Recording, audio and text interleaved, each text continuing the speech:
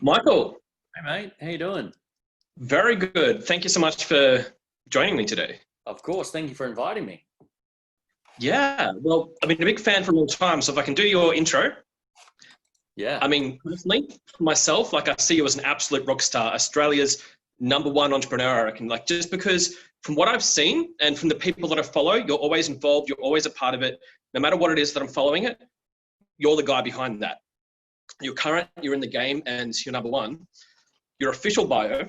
So Michael is an Australian entrepreneur and the director of Success Resources, the world's largest provider of educational events featuring world-class speakers such as Sir Richard Branson, which I got to see, which was amazing. Tony Robbins, again, that I got to see. Robert Kiyosaki, that I got to see, to name only a few, because there's been an unbelievable amount.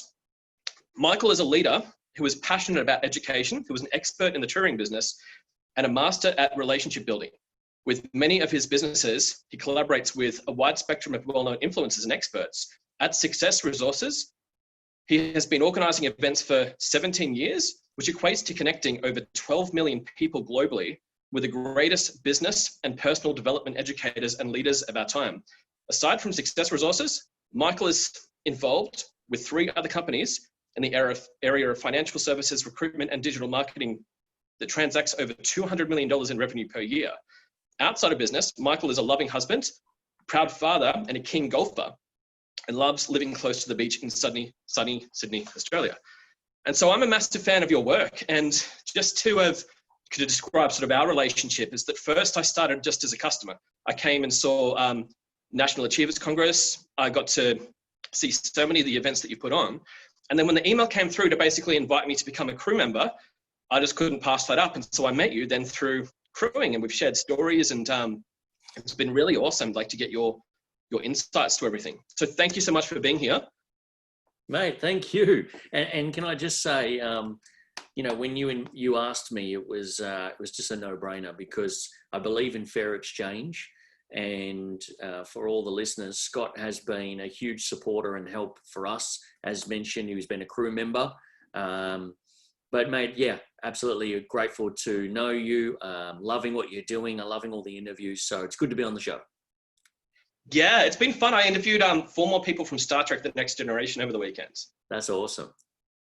Yeah, it's a challenge because like their time and it's kind of the time zone stuff. Yeah. So a couple of nights that I've had to kind of, exchange and, for those interviews. Yes. But yeah, it's been unbelievable. It's been awesome. And I think that, like I was saying before, like that you shouldn't ever be afraid to come on board. Like if you want a relationship with somebody professionally, you should never be afraid to come on board as a customer first. I think a lot of people worry that that'll kind of change your footing, or there'll be a power disparity or something, or they'll just see you as a customer. Or me, like as a crew member, crewing at the National Achievers event, Congress, and just other events like that. Yeah, I totally agree, mate. And I've got a saying that if you want to do business with somebody, bring them business, right? So yeah. One of my strategies is, if you want to bring a business, be a client. If you want to bring them business, advise somebody who needs their product or service to go to them. And I just think it's a great way to do it. And, it's amazing. I tend to go above and beyond for anyone who helps me or helps us. And I do a lot of podcasts with crew members. Because I just feel like they give me so much, then it's a no-brainer. So it's a great hack if you, like you said, if you want to do business with someone or connect with someone, become a customer or become a friend or help them, and you've done that perfectly. Absolutely, because like with those other interviews, that like just by coming on board as a customer, I've been able to just sort of chat with the people that organize it and tell them who I want to see next, and then they don't just like snap their fingers and make it happen, but they take it on board and they go like, oh, that's what you're looking for. Let's see if we can make that work. And I think it's a missed opportunity that a lot of people are really missing, is just sort of like to get started, basically. Like a real reason that I wanted to talk to you today is in a way kind of, share you with the people that I know, but also to really get some nuggets from you if I can, as to like, what should be happening today? What should people be doing today? Because it is different times. Like I've got, Victoria now, like we're now. Yes. Lockdown. I've got my hand sanitizer, and it's just like, it's a different world. Yeah, I get it. Cheers. But yeah, so kind of I wanted to get deep into something. So kind of assuming like two different styles of people that are listening.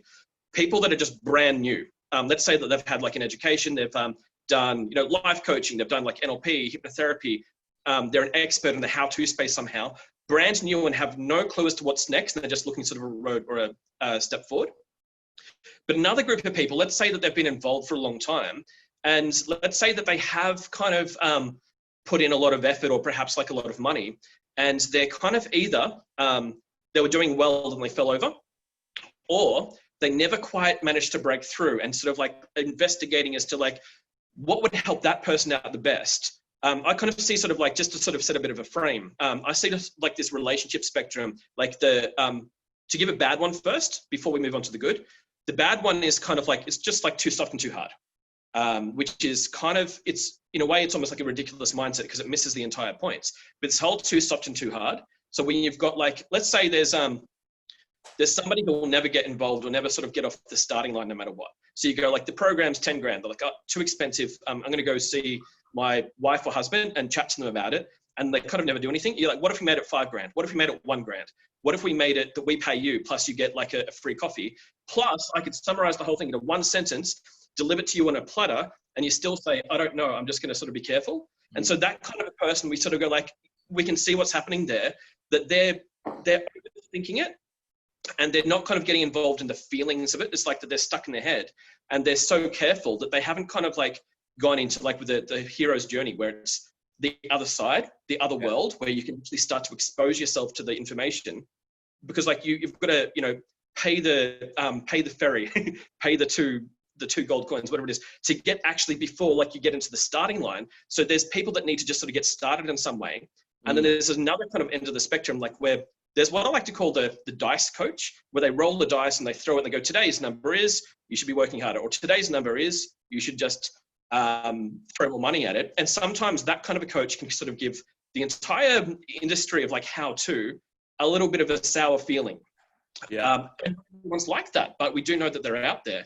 So kind of like what I'm looking for is that if we can sort of like debunk and throw that out completely, that it's not about sort of just too hard or too soft or something. There is something else altogether.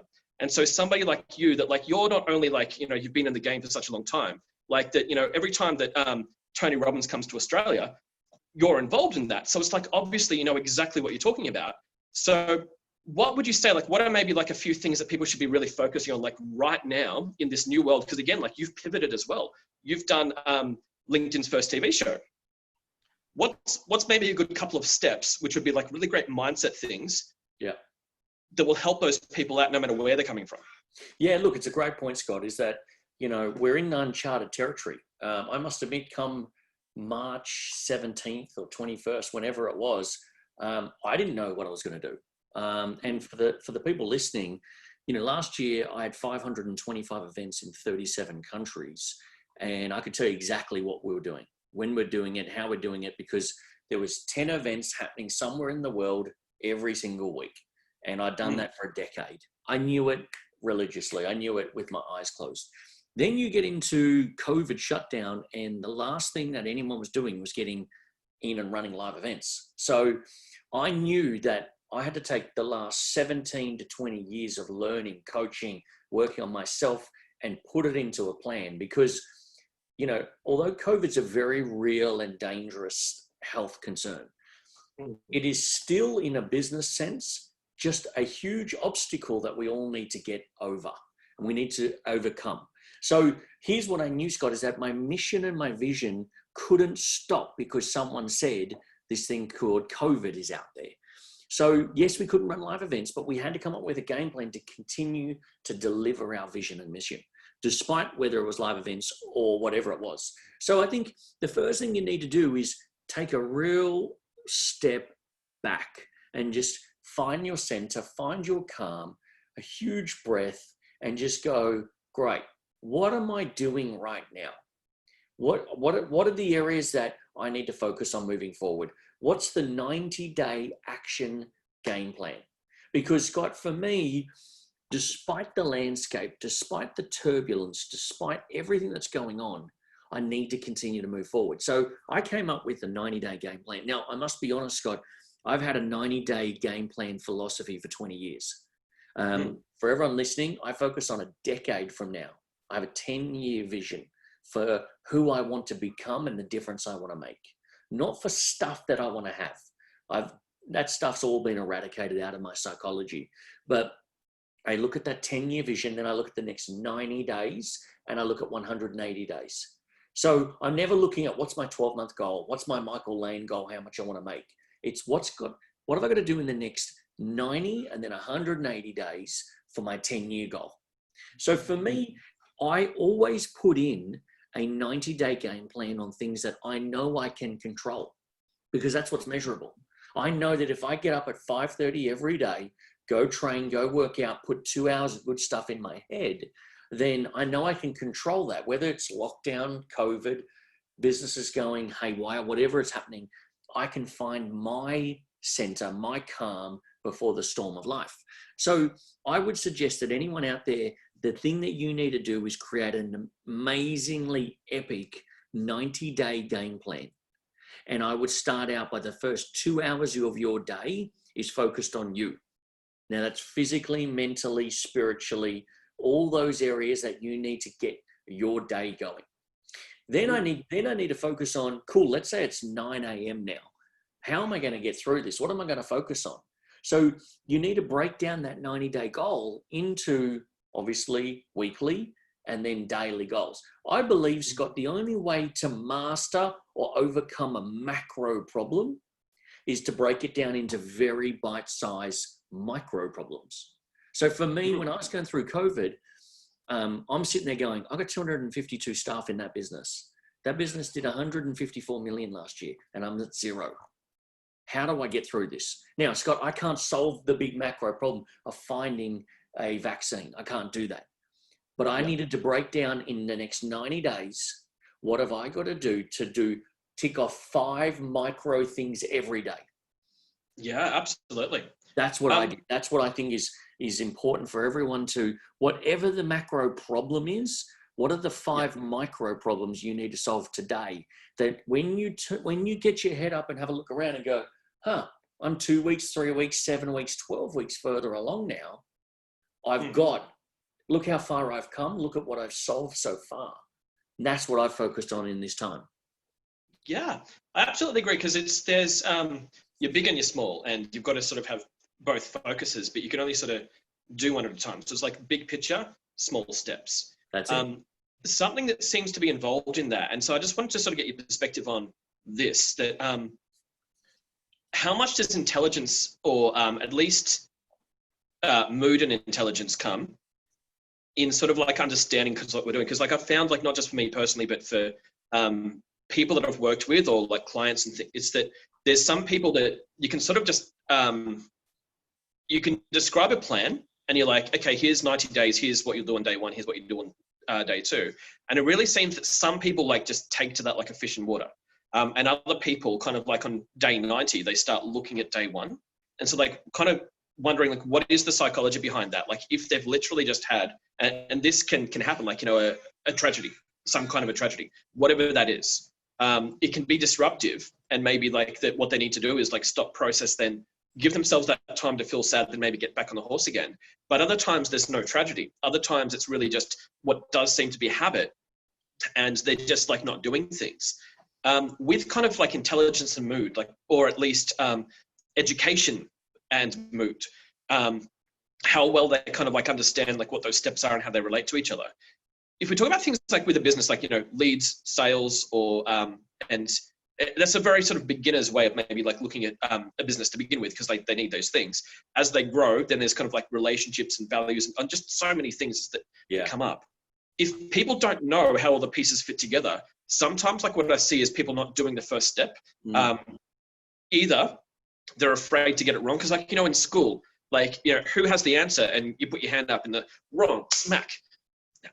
Like, I didn't like that. So it's like, who has the answer? And you're like, my hand's still hurting from the last time I was hit. Yeah. So maybe I just won't say anything. Maybe I just won't put my hand up.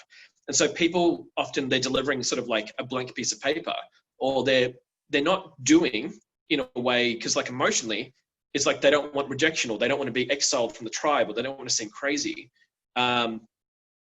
what advice would you give to people that kind of like, that we could say, have a goal and break it into sort of 90 days?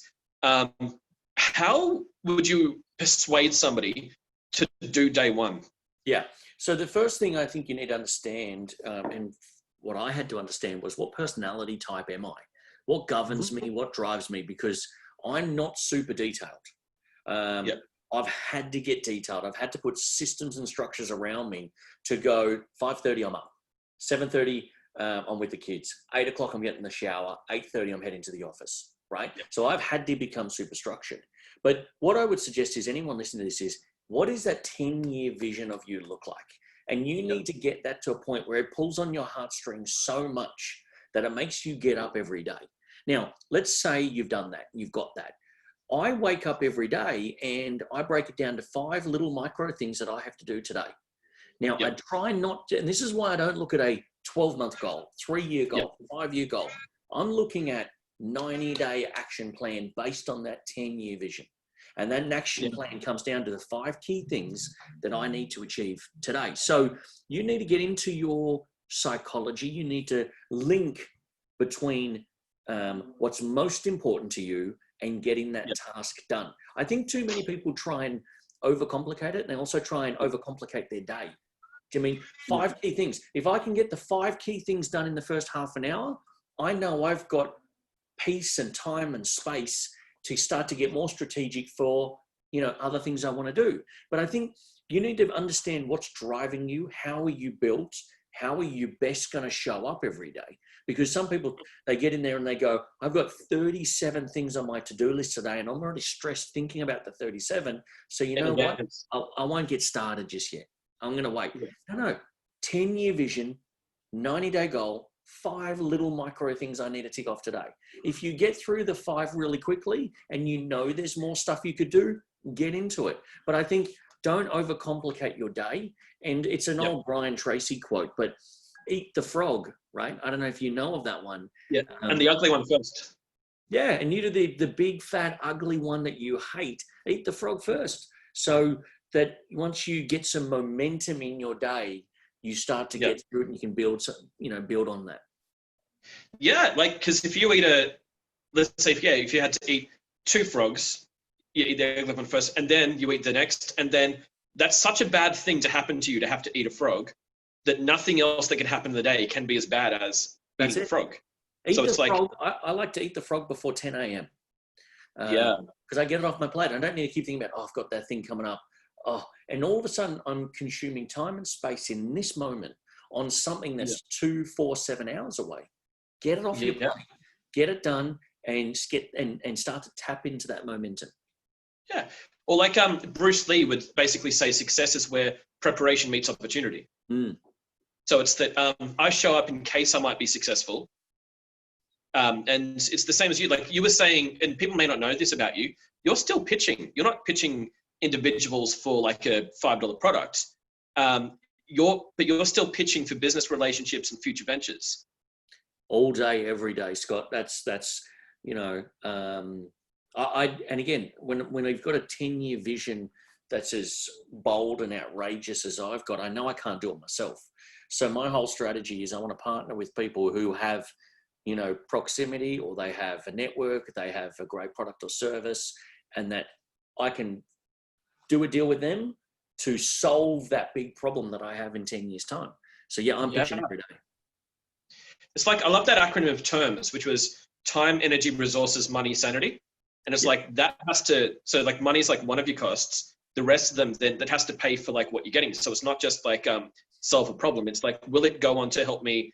Is it the gift that keeps on giving? Is it like, if it's education, it solves a short-term problem and a long-term problem? Does it give me relationships? Does it give me growth? Does it give me some sort of like spiritual fulfillment or fun? Does it mix with my DISC profile or my, Myers-Briggs personality or whatever that is? But yeah, absolutely. It's like that if your day doesn't go according to plan, it's like in my first year of hypnotherapy, I got to be like on the Hamish and Andy show. And apparently you can pay for that. And it was at the time, it was Australia's top grossing radio show. I basically was a bit of a rebel and had issues with authority. I wasn't listening to NUWA and all that kind of stuff, but I just didn't like getting told what to do by people who seemed more scared than me. Yeah. If I had someone who's like that, they're positioning themselves there, but then they're kind of like, oh, be careful. To me, the word be careful is not advice. The words be careful means have anxiety. here's the gift. Go have anxiety. It's like if you're going to give advice, I prefer like, here's a tool, or here's a technique, or here's some steps. Here's like, and you might get hurt, but like, you don't need to worry about getting hurt. You need to trust that you can get hurt and get back up again and keep moving because it won't kill you. Yeah.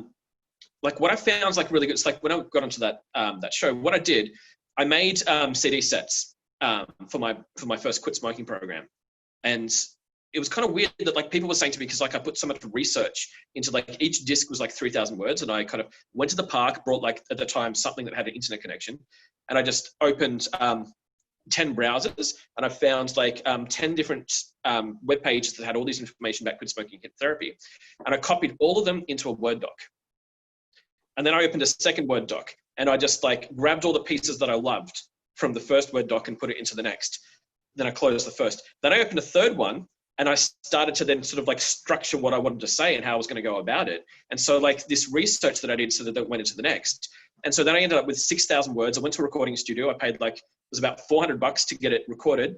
And then I had a product. And then people are saying to me like, wow, you put so much work into that. Hold that close to your heart and never let anyone have it. And I'm kind of like looking at the results the person had at the time. And they seemed to be kind of like, they were always dishing out advice, but they weren't in the game. So what I did is I grabbed all of my text, chucked it on my webpage for free. I went up in the Google rankings, and then that's when the Hamish and Andy found me, because I typed in hypnotherapy and then I came up. And so that was like an accident, but it was basically because I just put stuff out there, and I didn't care if it killed me in some way. It's like, as Will Smith says, like on the treadmills, one of two things will happen. I'll die or you'll get off first. Yes. And it sounds extreme. It's like, oh, you've said the D word. It's like, but there's a mindset behind it. He's basically saying that like, he doesn't really think he's going to die on the treadmill, but he is trying to sort of like say, look, I don't really care about like anything else you bring up. If it's not worse than this, don't tell me about it. Yeah. And that's what I love. The mindset of like, I'll give this a go, and I'm not sure exactly how it's going to turn out, but it's kind of like the same as like, I think it was like set in castles back in England when we were in the Middle Ages or whatever that was. There's a baby, and like the king's going like, well, what good is this baby? It's not fighting. It's not in my war. I don't know. Is it going to be a soldier? Is it going to cook? It's of no value to me. And so basically, an advisor said, well, if you let it grow up, eventually you can tax it. It's like, you don't know what shape it's going to take, but it's that at least kind of like you've got to be in the game at some points. I'd love to hear like, like with morning rituals. For some people, they're making a decision like, should I watch the news or should I do push-ups? And obviously, like, that we should sort of pay some attention to the news, like to find out what's going on. But the saturation of 24/7, I don't particularly think it's useful, or I don't particularly think it's healthy for someone to be absolutely glued to the news when this much news comes out per day and they're watching that much of it, versus kind of like, as you were saying, do something in the morning that actually kind of moves you forward physically, financially, spiritually, psychologically. Read something. What would your morning look like? Yeah.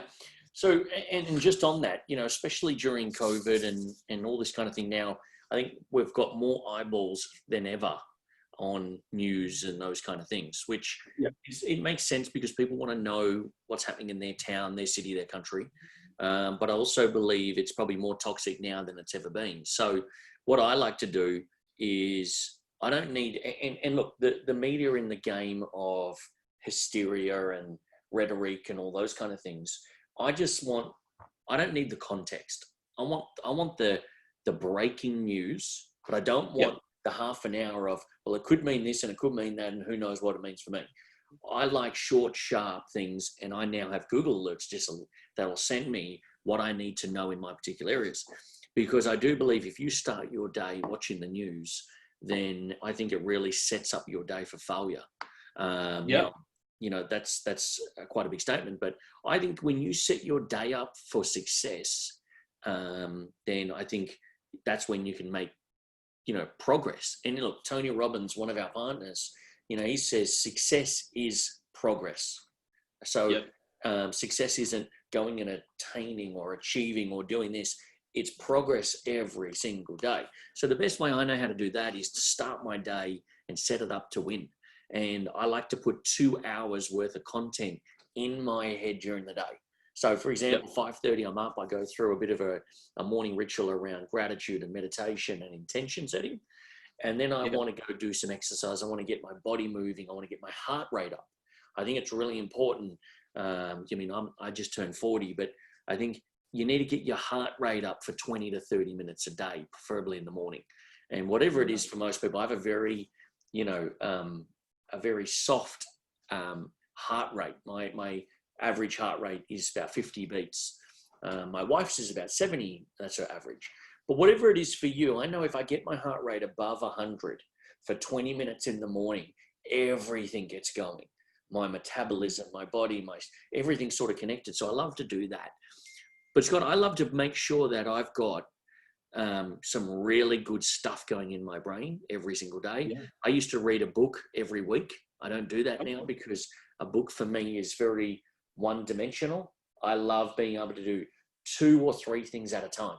So whether it's an audio book or a podcast while I'm walking, working out, running, doing whatever I do. If I've got a podcast, it's always in the car on the way to a meeting or the office. So look, I get 2 hours worth of good stuff in my brain every day. And I used to wake up and do 30 minutes worth of learning. I just found, Scott, something remarkable happens when I put 2 hours a day of good stuff in. The effects, the amplification seems to be really there. I think everyone should do that and structure their day for success in the morning. Would you say that has been directly related to the success you've got today? No, not direct. I think it plays a part. Look, Scott, for many, many, many years in my early 20s, I'd still learn, read, do a whole heap of stuff, but I didn't see success. It didn't come in abundance, that's for sure. Success for me is having the right strategy and learning daily and executing effectively. Doesn't matter how. It's like peak performance or peak state. It's not the business structures. It's the you that shows up. Is that? Yeah. Do you mean how I show up every day is a reflection of the revenue that'll come in today? I know, Scott, when I don't show up and play full out and start effectively my day, the revenue doesn't come in. The customer service inquiries go up. Staff have sick days. It's, as a leader, as a business owner, everything is a reflection of how I start my day. If I know if things aren't flowing in my world, then I've got off routine or things aren't happening for me. So that's why I've had to become very structured. My nature is I'm a, very, I don't know if you know of the Personality Plus, and we talked about, Briggs tests and different tests, but, I'm very much, if someone's talking about the footy over at the water cooler, I want to talk about that. Do you know what I mean? It's like, I'm the one who is kind of like, if there's a discussion, I want to be a part of it. So I find it hard to focus. So I've had to put structure. I've had to get an assistant. I've had to have team go, you need to be here at this time, right? So if not, I will wander and talk about footy for 20 minutes or 2 hours. So understanding who you are, what drives you, and then having a really clear structure aligned to a vision and mission that's much bigger than me. This is where things start to happen for me, Scott, is when I got out of my own way and started taking my focus off how much could I make? What could I achieve? What could I have? And when I started putting it on things that were outside of me, I just started to see a huge lift. Absolutely. It is interesting just how much psychology is involved. I guess like anyone that I've seen have any level of success, there's this paradox with them, like where they care and they don't. Yes. And so it's a little bit like they plant the seed and they plant lots of seeds and they give a lot of love and attention to the seed, but they're not complaining about how much fruit's coming from the tree. They pay attention to it. But like we hear things that sort of confuse us sometimes, like even just like some old sayings, something like birds of a feather flock together and opposites attract. One means if you're different, you like each other. One says if you're the same, all like one probably more relevant is if you chase two rabbits, you catch neither. So it's like focus on one.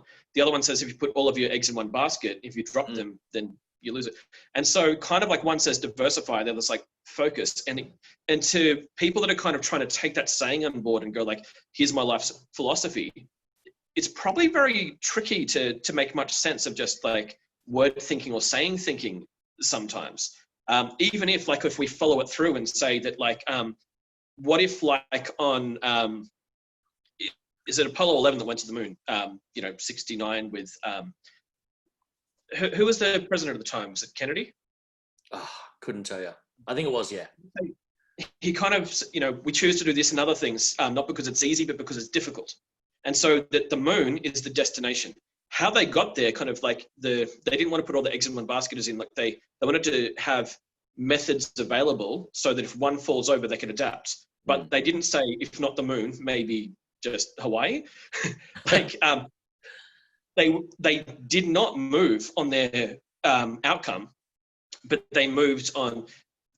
So in a way, the psychology that we have, what advice would you give to somebody who's like hearing sayings and they're not exactly sure what to make of them?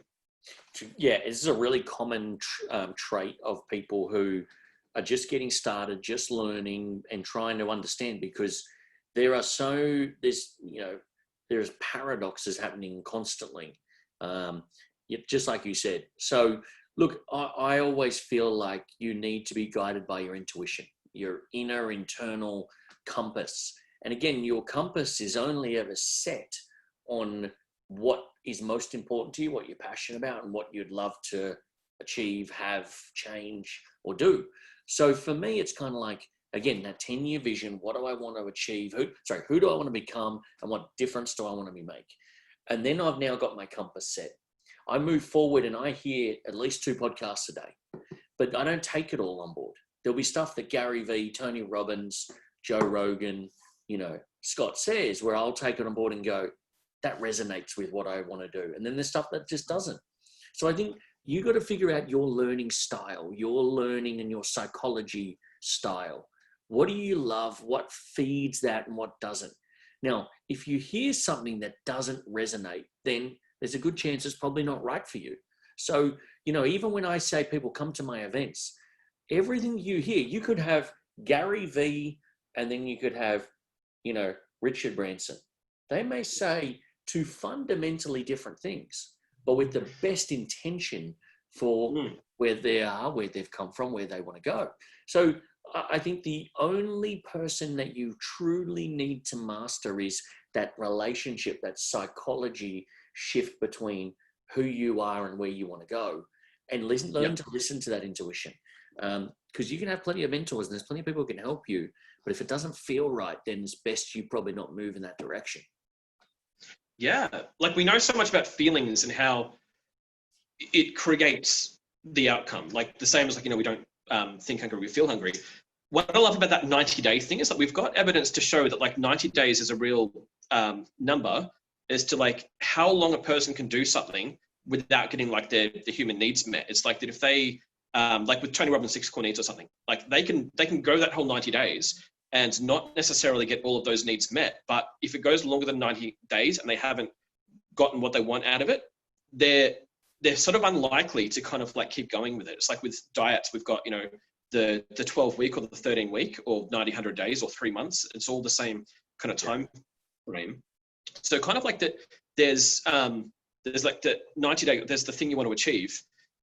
How would you make sure that you get your needs met along the way? As in like, how do you, whatever that is, like whether it's like your downtime or like your hug a friend time, whatever it is, or it's like, whether it's to be more serious around people that aren't joking, that will actually put you at ease and make you feel safe about like, well, yeah, this time I'll spend, versus like the jokers, the jesters that are all kind of like asymmetrical kind of pranksters in a way that kind of let you relief and go, there's my out breath.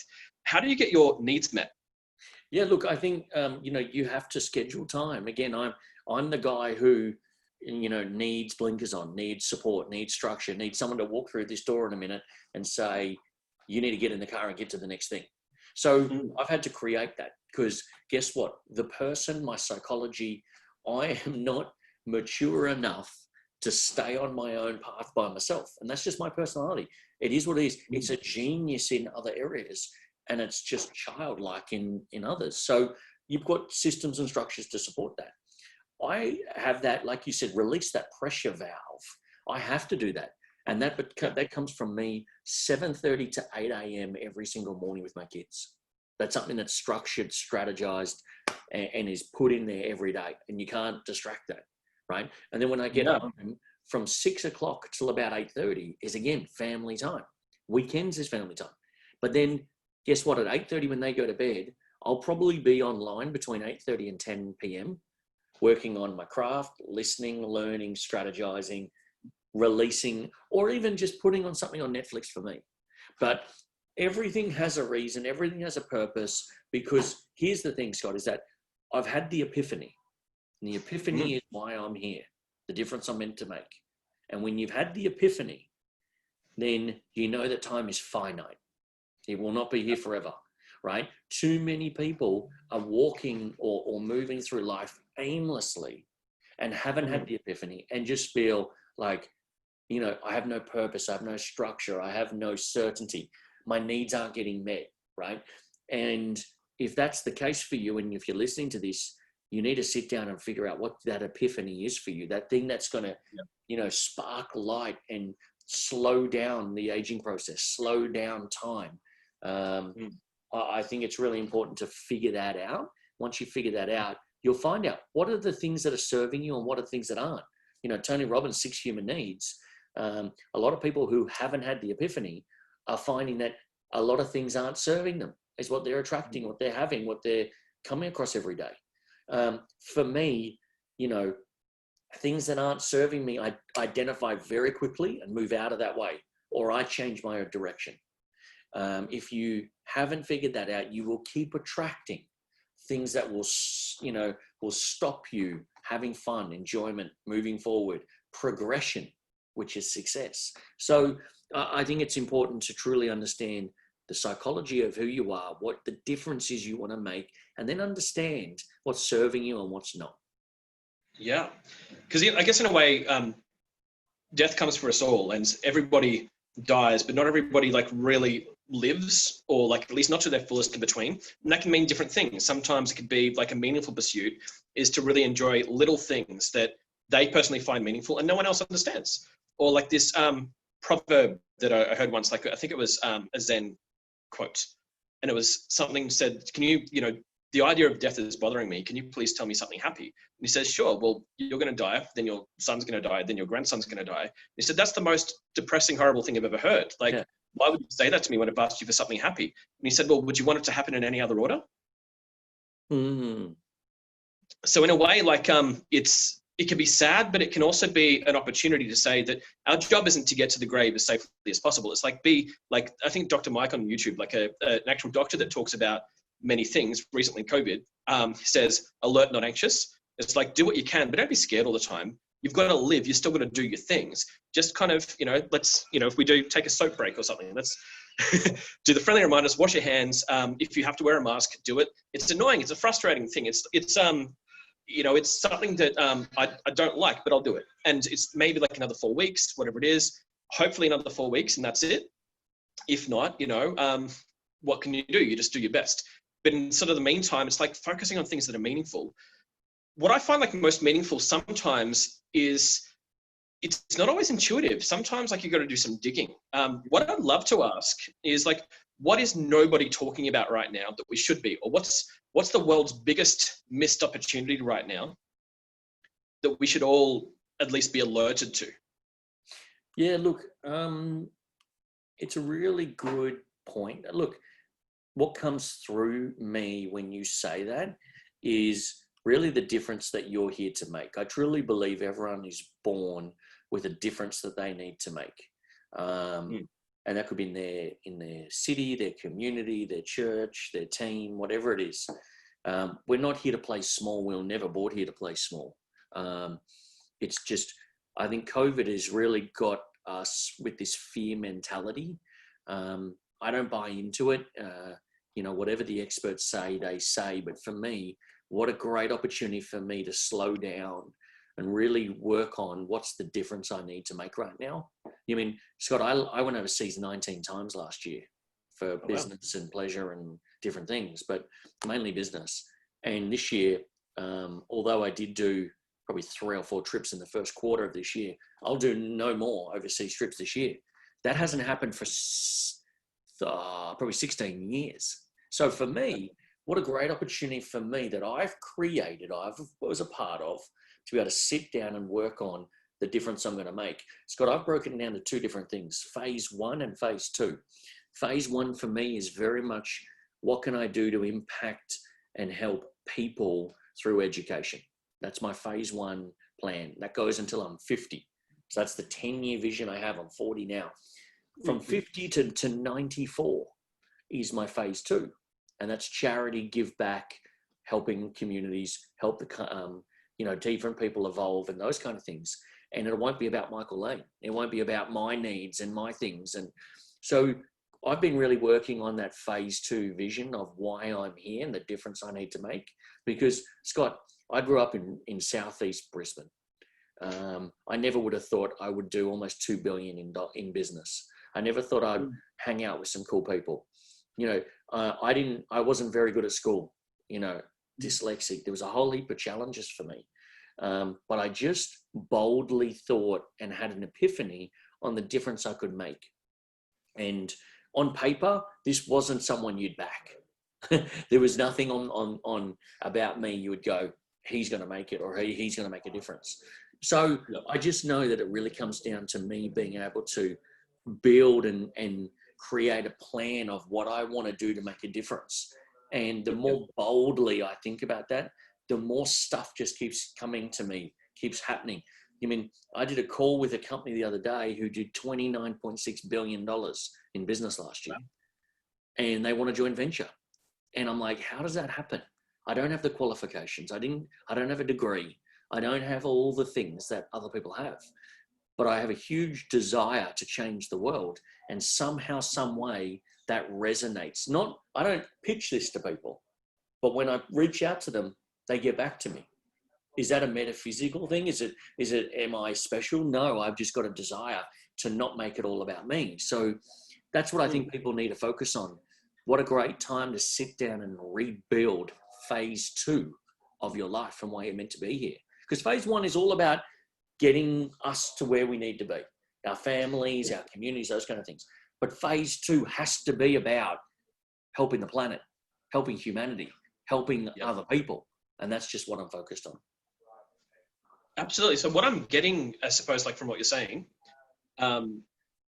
it's obviously focus on other people, which is, it's no small thing. Like that to be said as a sentence, but like what it really means underneath is something just so much bigger, that focusing on other people, if we say focusing as a verb, like it means you need to do it.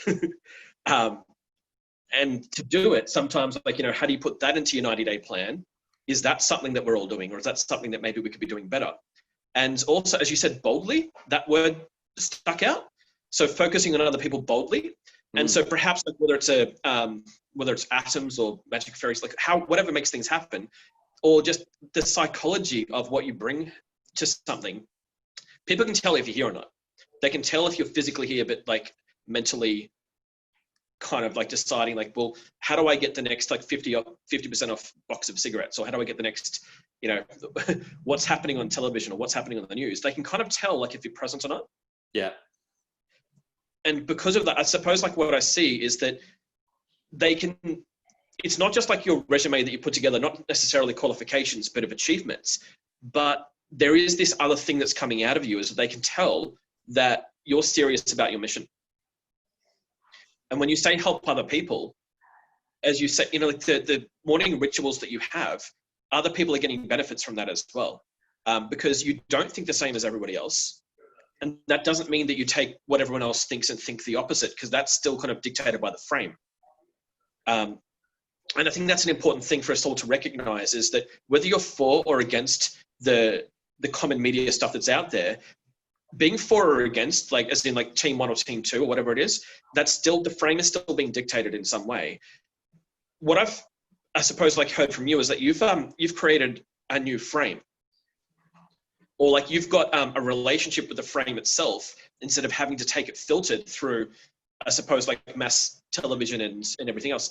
I'd love to hear more about LinkedIn's first television show. That is really cool. That sounds super fascinating.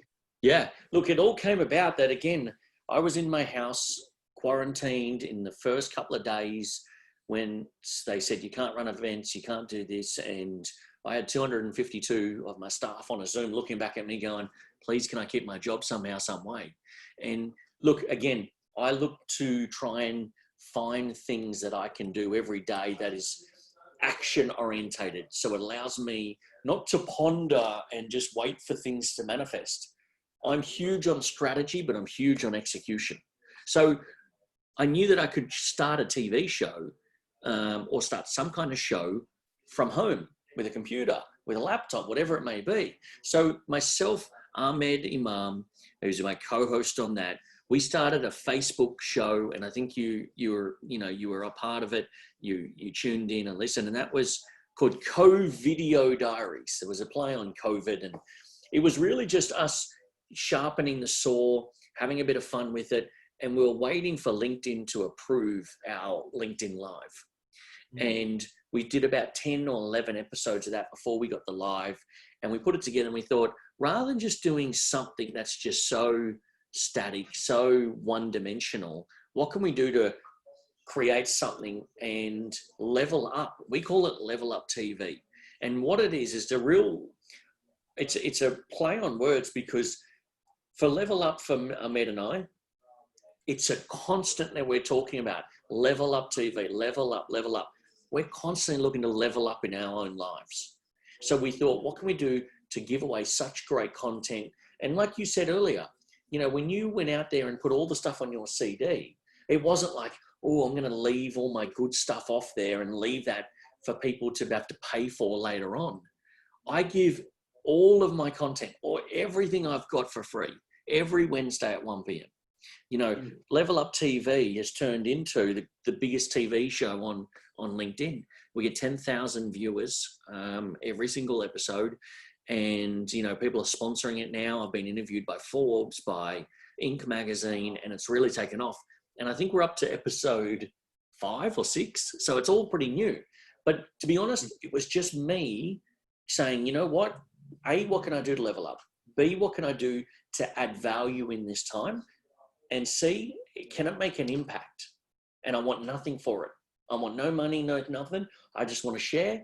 And I know that the more I share, the more things will come back, if they do come back somehow, some way. I'm not doing it for the law of, reciprocity, but I'm doing it just to add value. Very nice. I was curious as to, let's say if someone pitched an idea to you, whether it was for an investment or a joint partner, or no matter what it is, but some kind of a pitch where they're looking to get a yes from you. I've heard people, like, perhaps on stage, and now like almost every speaker that I've heard on stage is because of you. And so thank you for that. What I'm curious though is, like, what are the filters that you use to make those decisions? Like, I've heard people say, obviously if they didn't show up for the appointment, there's very little chance of saying yes. Or like with, Richard Branson, like when he talks to people, he makes a decision very quickly. Or whether it's Robert Kiyosaki, is kind of like, what's your relationship with your general manager? What's your relationship with your accountants? Do you go to dinner with them like at least once a month or every 2 months or something? Or do you not really care about that stuff? And you sort of like, so people kind of have their own filters as to like, there's an opportunity. Is it in alignment with my goals? Is it going to be like future connections and all sorts of things? I would curious to hear like what yours are. So like if somebody gets a yes out of you for something, and you were saying that obviously giving back so I would assume that would be in there in some way. What are maybe like your 3 biggest filters that people would need to get through before that they would get a yes from something? Yeah, and I get pitched quite a bit. So, there's definitely ways to do it that are going to pull on my heartstrings or are going to be important to me.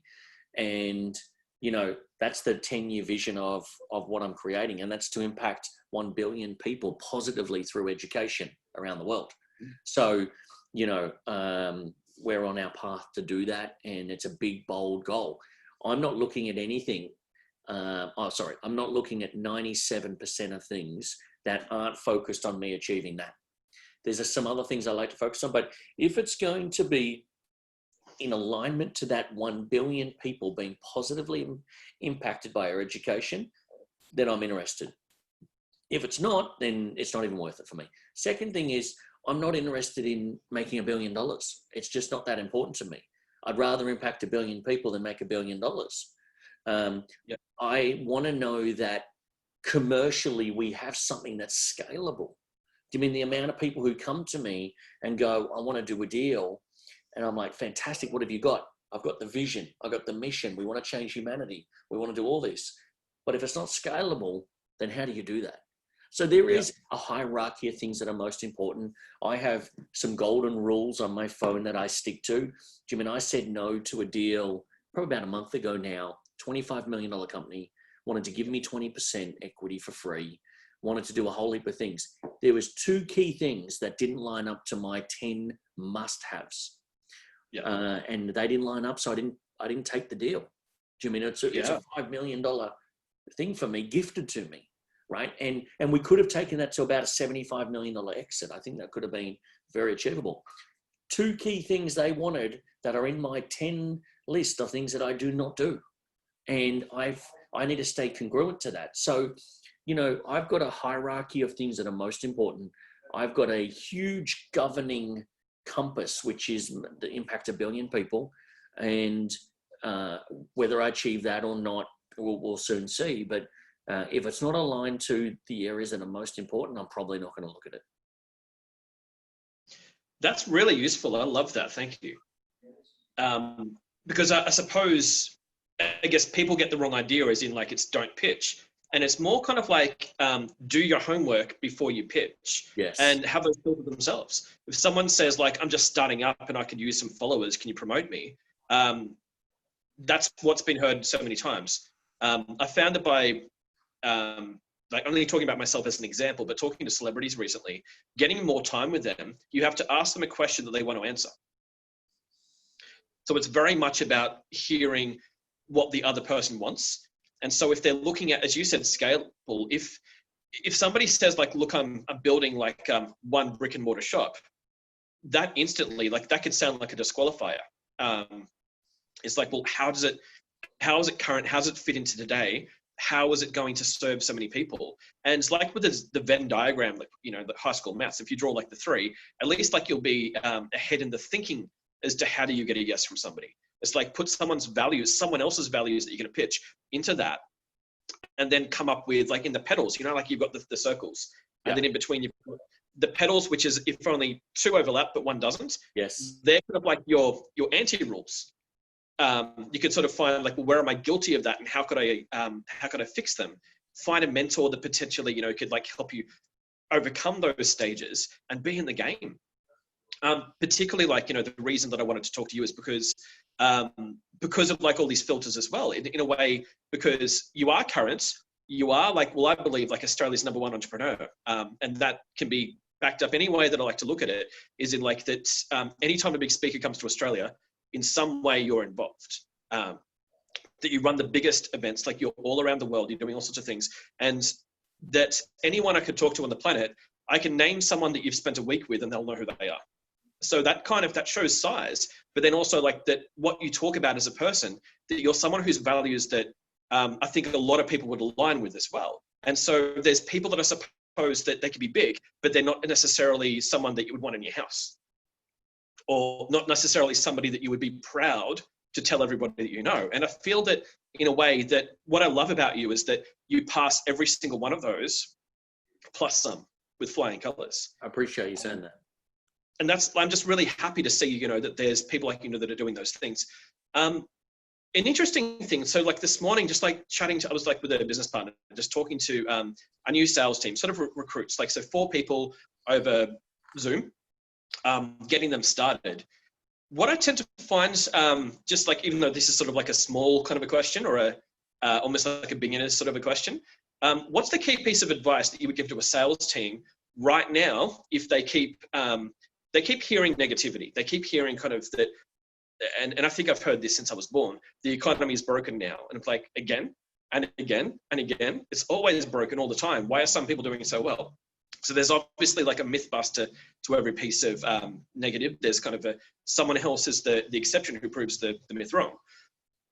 What would you tell to a sales team right now if they were just starting out? Yeah, look, you mean I have sales teams in my businesses, so I talk to them regularly. There are people who are just thriving through this, and then there's people who are barely surviving. So, there's all different spectrums. Here's what I know, and this has always been something, now, not always, in my egotistical days and days where it was all about me, it was different, but, there's many ways to look at it. I'm looking to make more of an impact than income. And I think salespeople need to remember that, because usually salespeople need to hit sales quotas. They need to make revenue. They need to get commission. And it's a bit of a paradox that we talked about earlier, is that when you come on and you're on the phone and you're not transactional, but you're transformational. When you're not income orientated, but impact orientated, trust me, the people will show up differently when you get on the phone, right? So when I talk to my team and I go, people say to me, they don't have money now to buy this or buy that. I'm like, they do. They're just now more protective than they've ever been, right? So gone are the days where salespeople could bring up and the low hanging fruit was there. Now you need to work for it, right? So right now, what I'm telling people is, don't look at every call as a transaction. Yeah, look at every look at every call as a stepping stone to building a relationship that's transformational. So that's a very different lens, a very different cap to wear. Is that when you're on the phone, don't go in for that kill in that first call, but set it up so there's massive value, right? I believe every salesperson should be on Facebook, LinkedIn, Instagram, and what I call having their education hat on, right? Yep. Yes, you're a salesperson, but there's time to take the sales hat off and put the education hat on and go, guys, today I want to share with you the 3 key things that are most important when you are looking to buy this product or this service. You need to become the expert in the space, right? So I don't care if you're selling widgets, pens, cars, jets, boats, whatever it is, unless you're the expert and unless you're looking to be and looking to get rid of that transactional mentality and go into transformation, you're not going to survive through this. It's going to be tough. So, what can you do to add value? And when the client or the potential prospect sees value, feels value, then they will start to transact with you, and that's when it'll happen. So the game's changed, Scott, and people need to adapt, but the game that I've been playing for the last 7 or so years has gone, well, I'll take reputation over revenue, impact over income, right? People over profit. And when you have that, all of a sudden revenue comes in. So you change your psychology, and we've talked a bit about psychology on this call, right? Is, what is the bigger game you want to play? What's the difference you want to make? Be less transactional, more transformational, and things will come in abundance. Yeah. So any salespeople watching, take account of this. Like it's not just the transaction. There's ways of winning that people when it's right, and people really are looking for that energy. I just wanted to ask one silly question. It has nothing to do with anything. Is margarita a good or a bad pizza? I think it's great. I would add a few things to it, Scott. I'm a little bit quirky like that. So put on some super hot pepperoni, and you got me all day. Perfect. So just to finish up, what I'd love to hear is just next steps. How can people find you? So there's Instagram, Facebook, LinkedIn. LinkedIn, look up Michael Lane. Facebook, it's it's Michael. Yep. Michael Lane. Yep. And Instagram, it's Michael Lane. That's it. Where would you like people to go first? What should they be looking at right now? Look, all different platforms for me have different variations of my content. I'm super bullish on LinkedIn right now for everyday entrepreneurs and business owners. I do more business with people on LinkedIn than any other platform. So I'm very big on joint ventures, collaborations, partnering.